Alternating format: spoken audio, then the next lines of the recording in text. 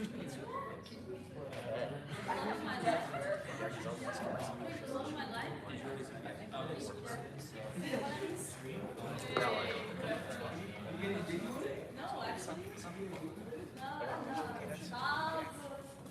yeah, yeah. Is there anything, so I'm basically like, I don't understand, but I'm for the most part reading. Is there anything that I like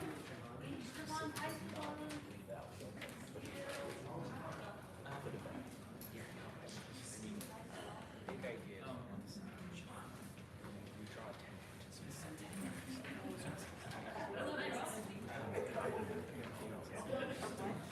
that's really cool. There is something a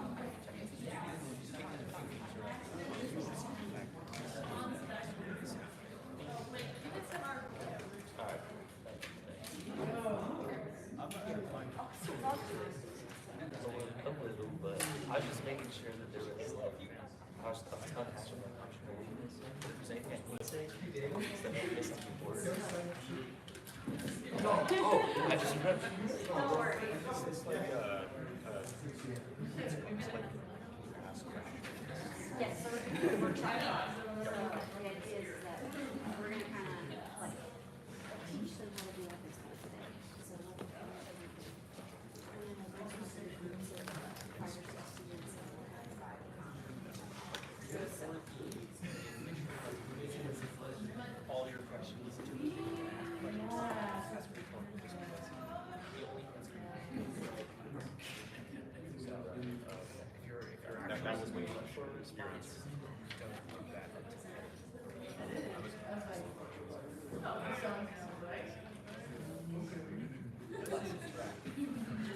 Interactive.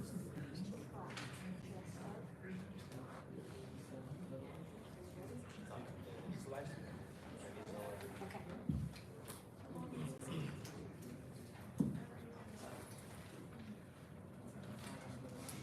Okay, so we have a lot of back row folks today. We have little handouts for the panel today, so if you want to grab one from the front or just come sit in the front, feel free. If you're here for somebody's class, my role is going around right now. If you're here for a different class, there's a couple in the back of the room, so just check in with your teachers. Make sure you get credit for being here. But welcome, this is our 31st annual Ethics Awareness Week, and the theme this year, as it's up on the board, is Framing the Future, How to Think About Moral Issues. And today, we're very excited. We have our Ethics Bowl team here to teach you guys a little bit about Ethics Bowl. And it's a good group to have. So we have some of our seasoned veterans at the table, and we also have some of our very talented rookies of the year here as well. So we're excited to be here with you guys. And it's very fortunate that I teach during this hour, so you all get to see me at your regular time. My name is Caitlin Russell. I help out here with the Ethics Bowl team, and I've been involved in UVU's Ethics Bowl for over 6 years now. And I've also done high school Ethics Bowl, and I've helped out with Ethics Bowl at the state prison as well. So some could say it's kind of my thing, and I'm really passionate about it. And I find that most people that do it end up becoming really passionate about it, usually by happenstance. I stumbled into an Ethics Bowl classroom as part of a night class 6 years ago, and now I'm still doing it. But yes, like I mentioned, these are all of our current students. There's some Ethics Bowl alumni here today, and usually we do like a mock competition and just show people what our Ethics Bowl team does. It's a type of debate, and I'll go over it in a second. But today, if you're familiar with this, we're going to do little breakout sessions, and we're going to teach everybody how to be an Ethics Bowl superstar today. So it's going to be great fun. Some of the goals of Ethics Bowl is, I mentioned it's a type of debate, but it really has a different goal structure than your kind of standard high school debate format. So if you did high school debate, just forget everything you ever learned right now. But through our Ethics Bowl curriculum, we promote critical thinking and ethical reasoning. We encourage teamwork and collaboration, and most importantly, foster understanding of diverse perspectives and moral issues. Our teams typically consist of 3 to 6 students. UVU has brought several teams to the regional competition over the last few years. And to tip my hat to our teammates really quick, they are regional powerhouses in that they've taken the first place trophy for the last 5 years. And they're 4th in the nation right now, where they beat schools like Yale and Harvard and the Naval Academy. So this is a category where UVU is showing up in full force, and it really is an honor to learn from these students and to be a part of the Ethics Bowl curriculum here. So the cases are presented, they're followed by judges and questions from the judges and teammates.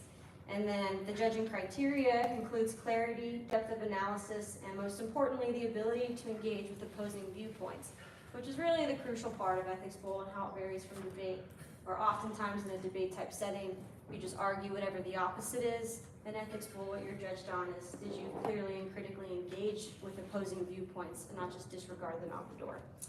And that this event combines some elements of debate, mostly discussion, emphasizing respectful dialogue and comprehensive understanding of ethical principles. Train of thought. Okay, so we've just chosen our first case that we've been assigned. They get 15 new cases every year on contemporary ethical issues. So we've had cases on the social credit system in China and legalizing of marijuana. Over the last few years, we've had lots of cases about mask mandates and vaccinations, and really any and every contemporary issue you could possibly think of. Our Ethics Bowl team has researched it, presented it, and ultimately crushed it at every competition. So they are seasoned, and they are ready to teach you today. Our first case this year is about the use of cell phones in the classroom, particularly at the high school level. And I'm going to summarize it for you, and then we'll hear from our students, and then we'll break up into groups and show you our mystical, magical ways. Okay. So in August of 2023, California mandated that public schools develop plans to limit cell phone usage among students. Following similar actions by the LA Unified School District and potential bans being considered in New York City, this trend reflects growing concerns about the impact of cell phones on education and mental health, with studies indicating that excessive use can distract students and negatively affects comprehension and anxiety levels. Research, including a 2024 Norwegian study, suggests that stricter smartphone policies may improve academic performance, reduce bullying, particularly among young girls. However, there are arguments against bans, noting that cell phones can enhance learning and prepare students for a tech-driven world. Critics argue that such restrictions may be overly paternalistic or fail to address the complex relationship between technology and mental health, especially post-COVID-19. While the recent shift towards more restrictions echoes past trends of banning phones in schools, the long-term implications for student preparedness in a digital integrated society remain uncertain. And then Ryan, one of our students, is going to go over some of the relevant facts from the case and also talk about the importance of collecting relevant facts. Thank you, Caitlin. My name is Ryan. This is my first year with Ethics Bowl, so it's super exciting. Caitlin talking about the seasoned vets. I am not one of them, but I'll be one day. Yeah, so facts are super important. So basically, so that way we can, it's a way to organize the case study that we're up against. And it's extremely important. Usually we have 3 facts, and then the facts to be researched. I think everyone has a piece of paper if y'all want to follow along, just that first thing right there. And it says, what are the 3 most relevant facts of the case? Which facts might need to be researched? The historical circumstances leading to the situation, scientific considerations, economic considerations, legal and political considerations, cultural factors, and customs. So specifically, as an example, for the cell phone case, the key facts that me and my team who have this case this year for the competition are, number 1, notably the case mentions that in 2010, 91% of schools had a version of a cell phone ban. And then over the years, that number went down. So the recent trend to ban them is not new. Number 2, it is important to consider that smartphones have only been around for about 20 years. So pretty fresh, all things considered. Number 3, the studies that evaluate the danger of social media are inconclusive. And number 3 kind of helps set us up for what we need to research in a way, which is also a very important part of getting the facts in the Ethics Bowl. So after you have the facts, it's important to identify the key stakeholders, and I will hand the time over to my team member, Hash. Yeah, so at this point in the presentation, you've introduced, you've gone over some basic facts, and then you arrive at establishing a moral framework. And this is something you are ranked on in the competition. You're required to present a moral framing for the case. And the way that we tend to approach that is we identify the key stakeholders and also the moral principles that we're going to be appealing to. So in this case, we're dealing with trying to establish who the stakeholders are. We ask ourselves, well, who is most affected and who is a part of this decision? So the most affected is probably going to be students. That's a very big stakeholder, probably the biggest stakeholder. You also have teachers. They're the ones that will probably be enforcing a ban. They're the ones who have to navigate a classroom experience with or without smartphones. But then there are also some other stakeholders to consider, including parents, administrators, and maybe even a legislature who might be making big decisions. But the big ones, the students, the teachers, and the parents are probably what we would focus on. We also like to identify which of these stakeholders is going to be the most vulnerable. So in this case, we would probably say that the students themselves are the vulnerable stakeholder. And that's because we're taking their phones and it's their their learning experience, and they're ultimately the ones that are going to be the most impacted by this decision. Now, moral principles, I'm not going to go into complete detail because we will get to that eventually, but I just want to point out why we use principles. Whenever you're having a discussion about ethics or anything in general, you need to establish some type of common ground, and then you work from that common ground. If you just say, well, here's the stakeholders, and here's what I think we should do, the person across from you might, well, I just disagree. What do we do now? By appealing to moral principles, we can point to things that we all seem to agree on. And we'll go over what we think we all seem to agree on, and hopefully it'll make sense when we get there. But first, we're going to pass to Daniel. Hi there, I'm Daniel, and I'm going to be going over identifying 3 approaches or resolutions to what needs to be decided. We try to keep this number limited to 3. That just seems to be the best workable number. And these are probably going to be what you see as the best 3 options, and then now you have to decide between those 3. And the way that decision structure works is by a simple pro and con analysis, weighing pros and cons. So a possible option, for example, when it comes to the cell phone case, would be from the state or district level to just blanket ban cell phones. That could be one option. Another option, option 2, could be something like allowing cell phones entirely. And then option 3 perhaps could be letting teachers decide on a classroom by classroom basis. And we can weigh the pros and cons of those. So for example, a pro of option 1, which is just a blanket ban, would maybe be better attention spans in the classroom. We could see a con being that maybe parents who want to contact their student during class would not be able to do so. For option 2, if cell phones were simply allowed, some of the pros perhaps would be better communication with parents, and maybe teachers can also use certain apps on those cell phones as a teaching apparatus. One of the cons, obviously, is the reduced attention span. And then option 3, allowing teachers to do this on a classroom by classroom basis. Pros would be giving teachers a lot of leeway and to have control over what they want the pedagogical or educational environment to look like. And then one of the cons to that could be something like teachers will not have, if it's entirely up to them, they may not have protection of established policy if parents are upset, perhaps with, or students are upset with the decision that they've made for their classroom. So that's, those may not be the very best pros and cons, but those serve as examples of how you would weigh these different options. And then according to the moral framework you want to use, of course, identifying the moral issue at stake and the stakeholders, make an informed decision about which approach will be best.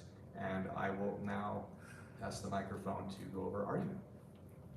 Okay, so now at this point in our presentation, our argument for the case. So after our discussion, we came to the conclusion that banning phones in school would be the most ethical thing to do. However, we acknowledge that we live in a cell phone-centered world, and in order to ensure the students are prepared to deal with this, we advocate for setting up media literacy classes that will teach the students to manage mental health and social media addictions and misinformation, both outside of school, at home, and during the summer, and also after graduation.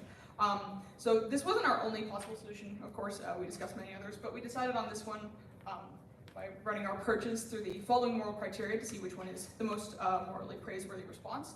So some principles are more applicable than others, so we try to find the most applicable moral principles for the case. It's case-by-case basis. In this case, we thought beneficence would be the most applicable, but today I'm just going to be going through all of the principles so that you can get a rundown on all of them. So the best moral approach to this case will satisfy the basic ethical requirements of our 4 principles, or 4 main ones. These aren't the only ones that we use, but these are the main ones. So we have respect, fairness, beneficence, and care. So in the example of the phone case, according to the principle of respect, the best response would be one that ensures all stakeholders are treated as an end in themselves. Our position follows this principle as we are valuing our most vulnerable stakeholder, who are the students, by trying to give them the best future possible. Now, our next principle is fairness. So according to the principle of fairness, the best response should follow that all deserve to live a life of human flourishing. And our solution follows this principle as we argue that a phone-free education will allow the students to flourish more than one crowded by distraction and social media addiction. So our third principle is the principle of beneficence, and this one states that an enacted solution should ensure the good done outweighs the bad. And our solution follows this principle because we argue that students are currently being harmed by being allowed phones in school. So the last principle is the principle of care, and this one states that a solution should cultivate trust between the stakeholders, and our solution does this because by installing the media literacy classes that will educate the students on why phones are being banned and how it will benefit them, and not just take them away without telling them why. So now for our objections for argument, I will pass to Leslie. So for the objections and refutations portion of the presentation, I think this is a really great time to explore portions of the argument which have the potential to otherwise wind up overlooked. Because Ethics Bowl is meant to be a conversation, this is a way to kind of get ahead of possible common responses from the judges and other teams. And personally, I like to use objections as an opportunity to really get into a lot of the deeper issues that are at play here in these cases. So when it comes to the objections for this specific case, I think it's good to try and understand the argument as we want to consider them in relation to our position. Along these lines, there are many ways to go about coming up with them, and this isn't universal, but I often like to group them into 2 categories based on scope, where I'll have one based on, the idea that our position is taking things too far, and then the other for if it's not going far enough. And so which one I'll emphasize will the primary objection I was thinking of in regard to our stance for banning cellular devices from the classroom, if it's a case of taking things too far, it opens the question of how can we make sure we're respecting student autonomy in the process of implementing this plan, especially when cell phone usage is often increasingly necessary in our society. And so in response to this objection, I think it's important to note that smartphones themselves are destructive to our autonomy, which isn't restricted to students alone, but very widespread at every level of our society. And in the instances of emergencies or cases where cell phone usage is necessary, it's important that we make sure students are given access. And so our response to this problem then relates to our principle of care, in which we hope to emphasize the relationship between students and teachers alongside the wider education system. And so in the second category of objections, the idea that our stance isn't taking things far enough, we're generally coming back to the question of how do we get at this deeper issue involved. And so in this case, the question of whether or not phones should be banned in schools, it seems to relate to the societal problem of the meaning education has in a world which is gradually becoming more technologically advanced at the expense of, in many cases, the ability we have to manage our lives in time. So social media addiction and internet usage in children has been demonstrated to pose significant risks and harm to those still learning and growing, especially through mental health, and simply banning phones from the classroom is not going to be enough to rectify this problem, which is why our solution necessarily involves the implementation of media literacy classes in our education system, where our hope is that in prioritizing the ability to navigate the digital world without harm, we can provide students with the skills they need to survive in a world which increasingly grabs at our attention and keeps us from focusing on the things that we care about. So this emphasis of solution-oriented thought, I think, is at the heart of this example case and often what makes Ethics Bowl meaningful as a whole. So to pass to a conclusion, I'll go to McKay. Hi, I'm McKay Hazel. I sat in this chair because it was open. But no, the whole goal of a conclusion is just that. It's to wrap up, to show, and it's not listed here on this paper, but bring everything together to your remembrance, so things are fresh. Yeah, I have no further things to say except to thank my team, and we conclude our time. Okay, thank you guys so much. So that's just kind of a rough summary of the type of work that we're doing in Ethics Bowl. We get a case, we hash it out, we go over the possible objections and try to put together a 10-minute, thought that makes sense to a judge. And then we answer questions. where they try to take down our view, and it's really, it's great fun. We also like to, our team plays this game in the hallway all the time. Maybe you've seen them where we ask an ethicist anything, and it's usually our ethics students, our ethics professors. We're gonna do a little bit of that today, so we have various ethics-related questions and scenarios. We're gonna break up into groups of, I'm feeling like 6 students. Does that feel good to you guys? Feels good to me. Nobody has to move, we'll just kind of congregate where we're at with people, and then our ethics school students are gonna divide and conquer and walk you through this process to just have a good workshop-style ethics conversation with you. And then we'll come back together and wrap some things up. Any questions? Concerns? Okay. Yeah. And if you are watching on the live stream, we're going to end the live stream, but some practice cases have been uploaded to the Ethics Awareness Week website, as well as questions and the format to go through this on your own. And so if you're watching the live stream as part of a class, that's what you're supposed to do right now. So yes, everyone, start trying to find a group of 6.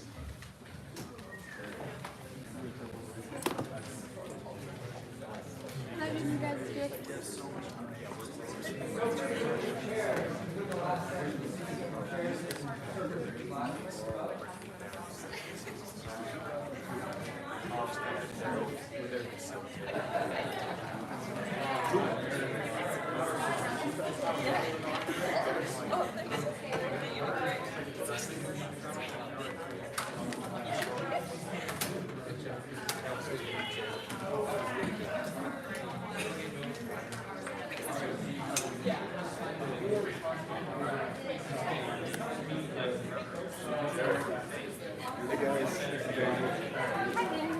Ash, are you over any groups? What was that? Are you over any groups yet? Okay.